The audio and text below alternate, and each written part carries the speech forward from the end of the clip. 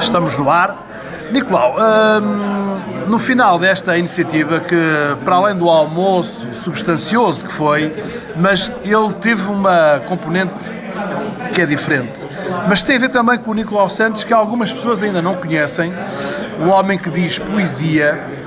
A mim o que me interessa é perguntar-te, é uma filosofia de vida não te esgotares naquilo que fazes no teu trabalho profissional e de alguma forma isso pode ser tu que dizes que Portugal vale a pena. Podemos aprender alguma coisa contigo aí a não nos esgotarmos naquilo que fazemos nas nossas profissões? Eu revejo-me muito numa frase que um economista que saiba apenas de economia será sempre um pobre economista. E eu acho que isto é válido um pouco para todas as profissões, ou seja, as pessoas não se resumem apenas àquilo que fazem, à profissão que têm e que normalmente, para além do prazer que lhes possa dar e da preparação que tiveram para exercer, dá-lhes certamente o ordenado no fim do mês para poderem subsistir. Mas isso não é, a vida não é só isso, há muitos outros aspectos para além disso. E eu acho que qualquer pessoa que consiga enriquecer a sua vida com outras componentes que tem dentro de si e que pode desenvolver, acho que certamente depois o seu próprio desempenho, quer quanto pessoa, quer quanto profissional, fica melhorado. Eu, por um conjunto de circunstâncias, tive a possibilidade de começar a dizer poesia em público. Já gostava há muitos anos de poesia, mas nunca tinha dito em público.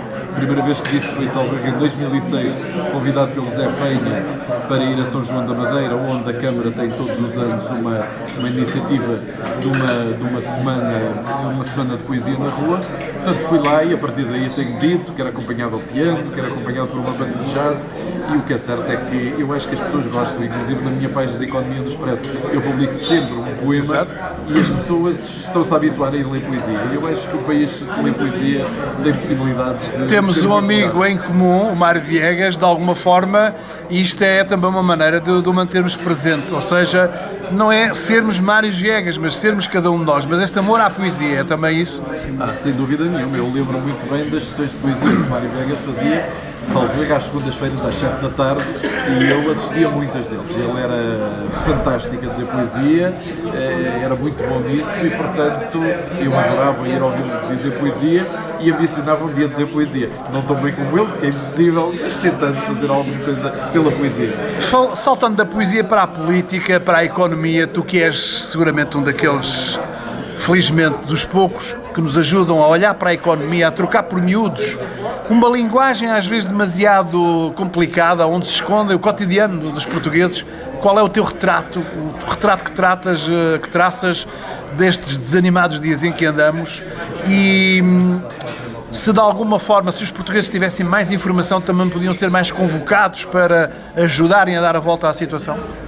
Bom, é evidente que eu acho que nós estamos a passar por uma situação bastante difícil. Essa situação tem duas origens, digamos assim, a crise internacional certamente, mas erros próprios internamente, também não tínhamos dúvidas sobre isso.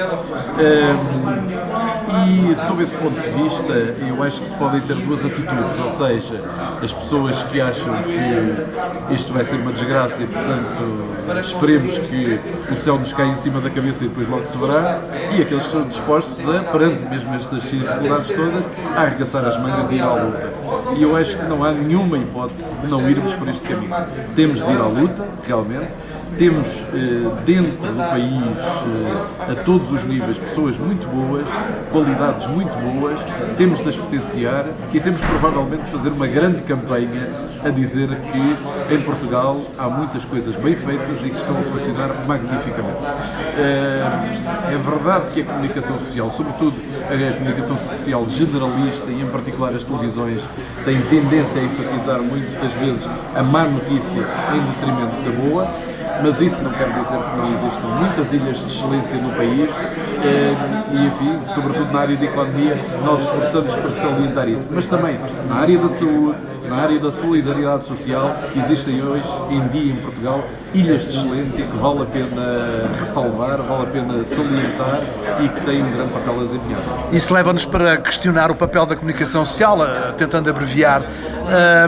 Não está tudo bem no domínio da comunicação social. Muitas vezes, digamos, as empresas com os seus objetivos de lucro, às vezes exatamente privilegiam o que está menos bem, mas É possível compatibilizar entre a notícia do que aconteceu com a notícia que também faz acontecer, faz movimentar energias? Eu suponho que sim, que obviamente isso é possível. Eu trabalho num grupo, que é o Grupo Empresa, liderado pelo Dr. Francisco Pinto Balsemão, onde nós temos uma grande liberdade editorial de atuação. Somos nós que estabelecemos os critérios daquilo que publicamos e quero crer que na generalidade da comunicação social portuguesa é assim.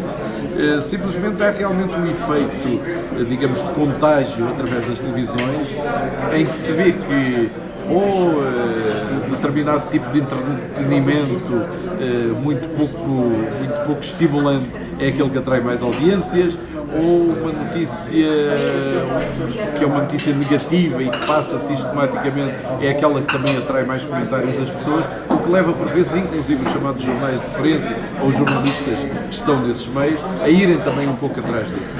Ora, eu acredito convictamente que é possível encontrar realmente factos positivos, é possível dar exemplos positivos, é possível fazer acontecer as coisas pelo lado positivo. Para terminarmos, é possível estabelecer alguma ponte entre os novos líderes, os novos papéis que estão aí à disposição das novas gerações e nessa dimensão, que lugar, que papel é que atribuis às redes sociais? Estamos a falar numa rede social. É possível adivinhar que há energias que estão à espera de um clique nas novas gerações? Eu suponho que a minha geração e a tua é provavelmente a última que lê os jornais como quase um hábito diário, sem transigir nesse hábito. As novas gerações, e quando falo em novas gerações, são pessoas que têm provavelmente 35 anos para baixo, também não têm 20 anos, já têm 35 anos. São gerações que dão muita importância às redes sociais. Comunicam muito, e eu agora vou espirrar. Desculpa. É um direto. Comunicam muito através das redes sociais, Facebook, mas não só, nos blogs, etc. Através do correio eletrónico, certamente. E essas redes sociais têm sido, como se comprova em vários países, têm sido também um poderoso elemento noticioso relativamente a factos que por vezes não chegam imediatamente aos grandes órgãos de comunicação nacional. E portanto, sob esse ponto de vista, eu acho que as redes sociais, como se viu aliás na eleição também do Presidente Obama, são hoje em dia um poderoso agente de intervenção política. Mas achas que, não concordas comigo, que por vezes fica-se pelo deslumbramento da tecnologia em si, como vista como um fim em si, e não como um meio exatamente potencializador de novas energias? Há algum deslumbramento com os novos modelos, o último modelo da iPod, do iPad, dos telemóveis de última geração? Às vezes não ficamos, a começar por mim próprio, não ficamos um pouco deslumbrados, não potencializando tudo quanto esses meios... Também não tenho dúvidas sobre isso, ou seja, o fetiche da nova tecnologia hoje em dia leva a que as pessoas esqueçam que têm uma poderosa ferramenta ao seu dispor e que não a utilizam convenientemente. Quer dizer, eu interessa-me pouco estar ligado ao Facebook e aparecer alguém a dizer que está naquele momento, ou ao Twitter, naquele momento está a entrar numa praia a tomar banho, quer dizer, isso a mim não me diz absolutamente nada, nem estou nada interessado nisso. Mas muitas pessoas utilizam as redes sociais para esse tipo de conversa. Nicolau, estás a segundos de ir para o fecho do Expresso, dado que é a semana de Natal. Não te vou pedir que nos reveles qual é a caixa, qual é a primeira página, mas a que horas mais ou menos é que fica definida, qual é o momento em que vocês definem a primeira página do semanário? Normalmente é às sextas-feiras e é por volta da hora do almoço. Temos uma reunião entre o meio-dia e 1h em que fica mais ou menos definido o que será a primeira página do Expresso. Temos o diretor de arte connosco, que desenha também essa primeira página e, enfim, a não ser que depois aconteça algum facto muito relevante, será essa que às 6 da tarde está a entrar na gráfica. Boas notícias para o Expresso e para o Nicolau, e continua a fazer-nos acreditar que é possível acrescentar mais vida à vida que levamos. E boas notícias para ti e para a Ânimo também.